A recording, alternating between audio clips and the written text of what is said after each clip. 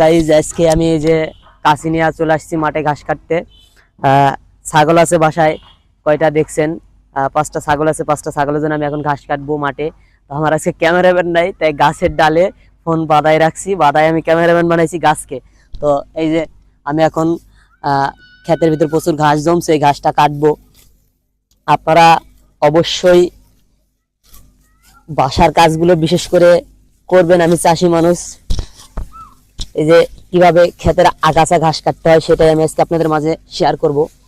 আপনারা বেশি বেশি করে আমার ভিডিওগুলা শেয়ার করবেন, আর অবশ্যই কমেন্ট করবেন ভিডিওগুলা কিরকম লাগে অবশ্যই জানাবেন, আর কে কোথা থেকে দেখতেছেন অবশ্যই জানাবেন। আশা করি সবাই ভালো আছেন। ঘুমের থেকে উঠি, বাসায় কেউ নাই, মা নেই। তো মূলত এই ঘাসগুলো মাই কাটে বেশিরভাগ, আমি তো আমার কাজে ব্যস্ত থাকি, এই কারণে আম্মু কাটে বেশি। আম্মু আজকে বাসায় নাই, তাই ভাবি বললো যে ছাগলের জন্য কটা ঘাস কেটে নিয়ে আসতে, তাই চলে আসলাম ঘাস কাটতে। আপনারা দেখতে পাচ্ছেন অনেক আগাছা ঘাস জমছে। এই আগাছা ঘাসগুলো এগুলো কেটে এখন আমি ছাগলকে দিব, দেখাবানি ছাগলকে দেওয়া আমি দেখাবো আপনাদের মাঝে। জানি না কে কি মনে করবেন, তো অবশ্য আমার ভালো লাগে।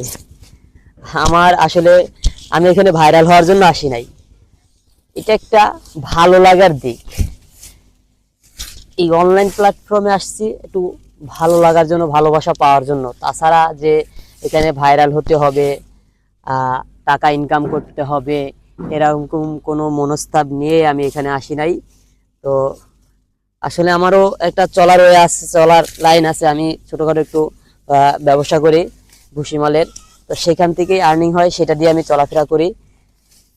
মোটামুটি ভালোই হয়, খারাপ না।